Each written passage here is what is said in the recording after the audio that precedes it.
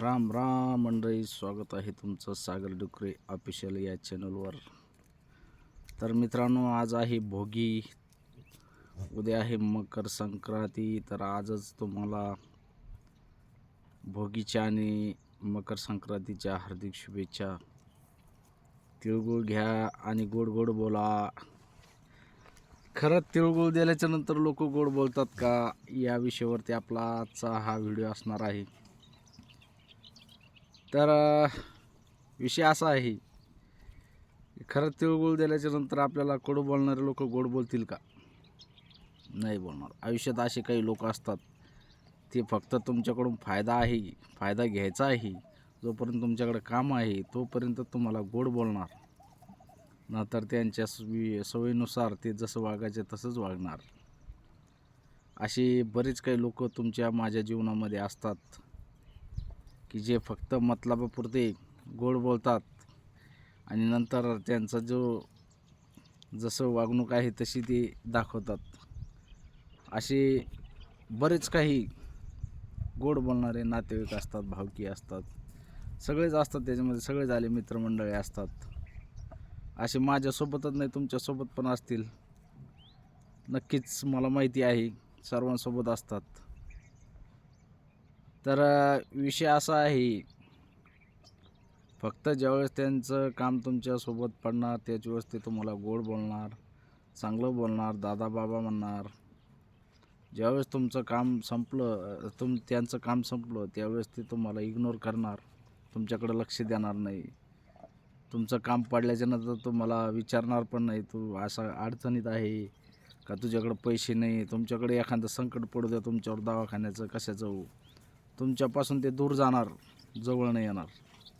असे बरेच काही अनुभव मला स्वतःवरती आलेले आहेत आणि स्वतः मी त्याला सामोरं गेलेलो आहे. म्हणून मी तुमच्यासमोर हा विषय केलेला आहे.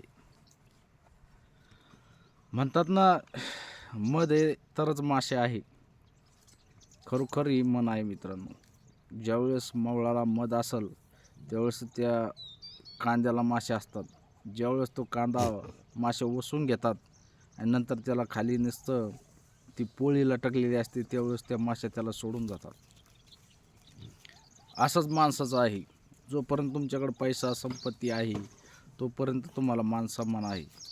ज्यावेळेस तुमच्याकडे पैसा कमी झाला, पैसा आहे नाही, अडचणीत असाल, त्यावेळेस लोक तुमच्याकडे येणार पण नाही, तुम्हाला विचारणार पण नाही. तुमचे मित्र असो, नातेवाईक असो, कोणी असो समजा. तर विषय असा आहे, पैसा आज या कलियुगामध्ये पैशाला खूप महत्त्व आहे. ज्याच्याकडे पैसा नाही त्याला काहीच किंमत नाही. त्याला रुपयाची किंमत कोणी देत नाही. तो अडचणीत असला तर त्याला सहकार्य करत नाही. भले तो किती अडचणीत असला, ज्यावेळेस तो दुनिया सोडून गेला त्यावेळेस त्याला सहकार्य म्हणजे त्याच्या कुटुंबाला सहकार्य करते, थोडेफार 5-10 रुपये कसं देऊन.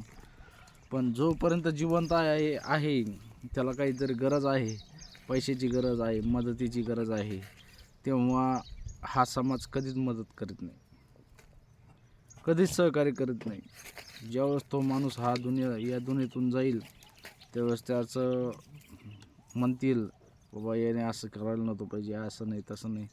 बरेच काही भानगडी बोलतात लोक, काही वेगळं पण बोलतात. म्हणतात याला त्यावेळेस समजलं नाही का, असं तसं बरेच काही गोष्टी असतात. पण ज्याच्यावर संकट आलं त्यालाच माहिती असतं. विनाकारण कोणी म्हणजे असं कर्जबाजारी होत नाही. काहीतरी अडचणी असतात त्याच्यामागं, त्याचा दिवसांदिवस लॉसमध्ये येतो आणि त्याला काही पर्याय करावा लागतो. अशा काही गोष्टी असतात, त्याच्यामुळं तो लॉसमध्ये येतो आणि संकटाला सामोरं जाण्याची त्याच्यामध्ये शक्ती नसते, ताकद नसते, त्याला कोणी सपोर्ट करत नाही आणि त्यावेळेस तो माणूस खचून जातो.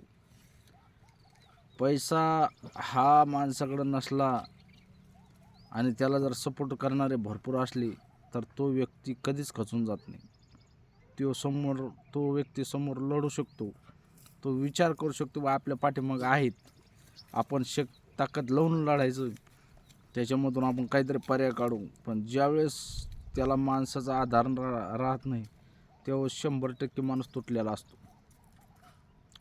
त्याला मनुष्यबळ जर त्याच्या पाठीमागं असेल तर किती पैसे असू दे, तुम्ही त्याच्यावर किती कर्ज असू द्या, किती बोजे असू दे, तो मिटवण्यासाठी अनुतान अहोरात्र कष्ट करून प्रयत्न करण्याचा म्हणजे फेडण्याचा प्रयत्न करतो.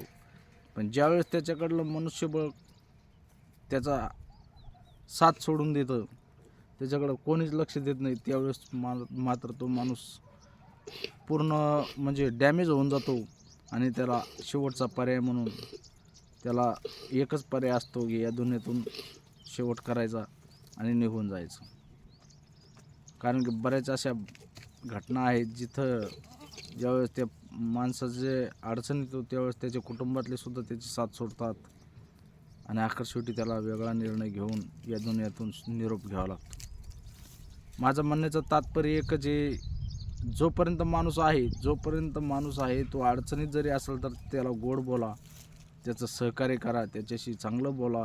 त्याला जर चांगली वागणूक दिली, तुम्ही चांगलं समजलं, त्याला जवळ जर त्याच्यासोबत चांगले जर वागला तर तो व्यक्ती कधीच खचून जाऊ शकत नाही. कितीही संकट आलं तरी त्याला सामोरं जाऊ शकतो. त्याच्यामुळं आपल्या मराठी लोकांचं एकच विषय झालेला आहे की गरीब त्याच्या परिस्थिती त्याच्यावर गरीब आली की त्याला सोडून द्यायचं. आणि त्याच्यामुळं तो समोरचा व्यक्ती नाही त्या संकटाला सामोर जाता येत नाही त्याला आणि अखेर शेवटी कुठलाही निर्णय घेऊन तो त्याची जीवनयात्रा संपवतो. अशा बऱ्याच काही घटना आता सध्या आपल्या महाराष्ट्रामध्ये चालू आहेत. मित्रांनो, माझं म्हणण्याचं कारण एकच, तुम्ही सहकार्य करा, फक्त सहकार्य करा. एकही रुपया त्या व्यक्तीला देऊ नका, पण जो संकटात आहे त्याला थोडंफार सहकार्य करा. त्याला बोला, त्याला जवळ जा, त्याच्या उठ बैठक समजा त्याच्यासोबत बोलण्याचा प्रयत्न करा, जेणेकरून त्याचं मन समाधान होईल आणि त्याच्यामधून त्याला काहीतरी पर्याय जीवन जगण्याचा भेटल. याच्यासाठी तुम्ही खरंच मी सांगतो, असे बरेच काही व्यक्ती आहेत की तो फक्त खचून जाण्याचं कारण म्हणजे त्याचे नातेवाईक, त्याचे भावंड हे त्याची साथ देत नाही संकटाच्या काळी. त्याच्यामुळं आपले बरेच काही जवळचे नाते असे निघून चाललेले आहेत. मित्रांनो, कोणाची तरी कदर करा, कोणाचे तरी 4 पैसे नाही देणं होत तरी पण त्याला बोला. तेवढंच तो माणूस 4 दिवस जगू शकतो, 4 दिवस त्याला दुनिया पाहू शकतो, आपल्या कुटुंबासोबत राहू शकतो. असं जर केलं तरच खरंच तिळगुळाचा महत्त्व, खरंच तिळगुळ घ्या आणि गोड गोड बोला. फक्त कामापुरतं गोड बोलू नका, तर त्या समोरच्याची व्यथा पण समजून घ्या, समोरच्याला सहकार्य करा. बाकी तुम्हाला कसं वाटतं कमेंटमध्ये नक्की सांगा. व्हिडिओ आवडल्यास व्हिडिओला लाईक करा, नवीन असेल तर चॅनलला सबस्क्राईब करा. भेटूया अशाच नवीन व्हिडिओमध्ये. जय जवान जय किसान.